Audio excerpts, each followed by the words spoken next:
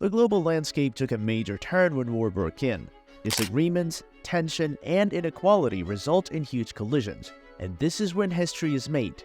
History that makes its place into books, news, and stories never to be forgotten. Time has elapsed, but questions like why, what, and how remain unanswered. Welcome to our channel World War III Show, where we not only show you the major wars that take place, but look deeper into their causes and effects. Without any delay, let's dig into the major conflicts the world has gone through. Things are not as simple as they seem to be when it comes to international politics. Situations often get very tense. On the big platform, countries are like game players, each with their interests to save. To become stronger, they form groups that make each other feel supported and stronger, and threatened by others. And history is full of such examples. Before World War I, countries across Europe made alliances to keep peace, but it did the opposite. When Austria-Hungary and Serbia had a problem, their friends got involved. Soon, it wasn't just two countries in conflict, but a whole bunch of them. It's not always about who's friends with whom. Sometimes, it's about who has more power. Before World War II, Germany felt weak and wanted to be stronger. They started taking over nearby places, and other countries saw this and got worried. They started preparing for trouble, making their armies stronger. Another example is the Cuban Missile Crisis in 1962. The United States and the Soviet Union were already not getting along, and when the Soviet Union put missiles close to the US, it made the situation super tense, which could have even led to a war. Countries argue over land, power, and their worth.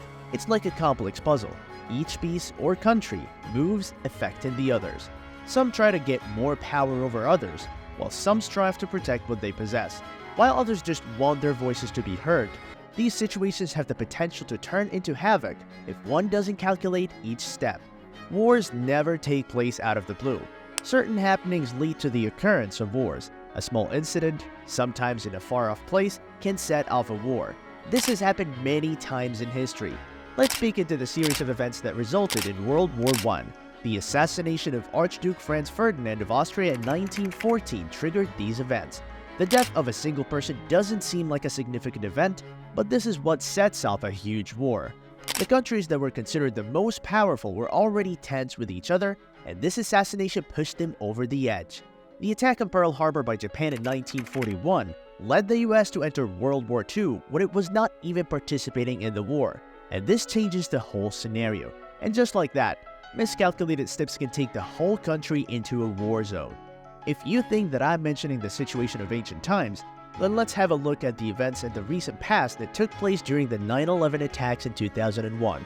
A single attack of an extremist group set two nations into a conflict, resulting in a war between America and Afghanistan.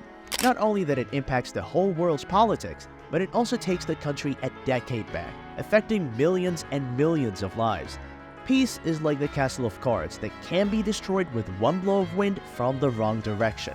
They remind us that even small actions can have big consequences. Countries often react strongly to these events. They feel they must respond, to protect themselves, or to observe a similar pattern. The difference in perspective leads to conflicts and gradually builds up tensions over time. And a war is just a wrong step away. Understanding these events won't just help us have a deep insight into the situation, but it will also help us prevent such events in the future. Alliances can turn small fights into big wars.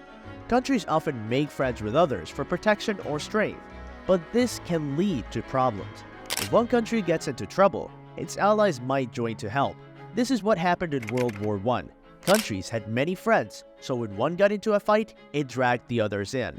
In World War II, alliances played a huge role too. Germany had allies like Italy and Japan. When Germany started invading other countries, its allies helped. This made the war spread across the world. Countries like the United States, the United Kingdom, and the Soviet Union joined to stop them.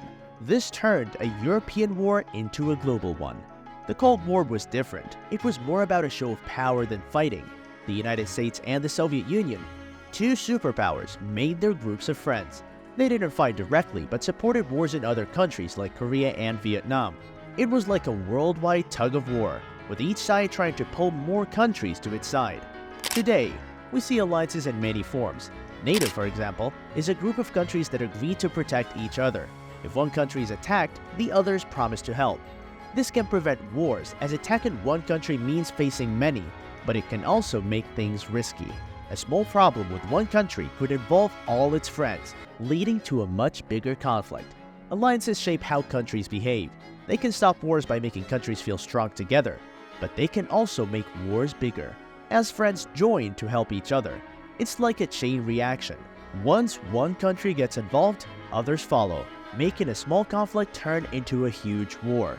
Enough talk about the past. Let's have a look at some modern-day examples. But before that, make sure to like and subscribe to my channel. Modern conflicts often start with a problem between two countries, but can quickly involve more. Just like Russia and Ukraine have been a key example. This started with political disagreements and escalated into a military conflict enduring countries from around the world, each with their own views and interests. Another example is the tension in the South China Sea. Several countries claim parts of it. They all wanted control over the sea routes and resources, which led to standoffs. And other countries were worried about freedom of navigation and international laws. Then, there's the situation in the Middle East. It's a complex region with many conflicts. For instance, the war in Syria started as a local protest, but grew into a huge war. Countries like the USA, Russia, and others got involved. Each country had its reasons, like fighting terrorism or supporting allies. In Africa, conflicts like those in Libya and Sudan also show how internal issues can gain international attention. These conflicts often involve different groups fighting for control, and sometimes other countries step in, either to help or to protect their interests. These examples show how easily local issues can become global. Such situations can last for a long time and affect people's lives, from families being forced to leave their homes to changes in the world's economy and politics. In the next part, we'll see the impact of these wars. We will understand how they change countries, people, and the course of history. Wars leave deep marks, not just on people, but on the land itself. Cities lose their populations, buildings lose their structure, and houses need to be made home again, and cannot be fixed instantly. Just like after World War II, many cities in Europe lay in rubble, requiring extensive rebuilding. In recent times, the conflict between Palestine and Israel has significantly impacted the Middle East. This has led to numerous clashes, and global attention is needed for a peaceful resolution. It not only involves issues of land, identity, and historical claims, but illustrates how deeply entrenched and long-lasting the impact of war can be. The aftermath of war includes not just physical rebuilding, but also the healing of emotional wounds. It is a challenging journey, filled with negotiations, and the road to peace is long, requiring patience and dedication. These examples show that the end of war is just the beginning of another struggle. Nations must rebuild, people need to heal, and sometimes, the world has to learn how to deal with new realities. War's impact goes beyond the battlefield, shaping history and humanity in profound ways. But what happens next? How do countries move on from war? And can we prevent future conflicts? Stay tuned for our next video, where we'll explore the aftermath of wars and the quest for peace. Remember to like and subscribe to support our channel. Thanks for watching, and keep exploring history with us.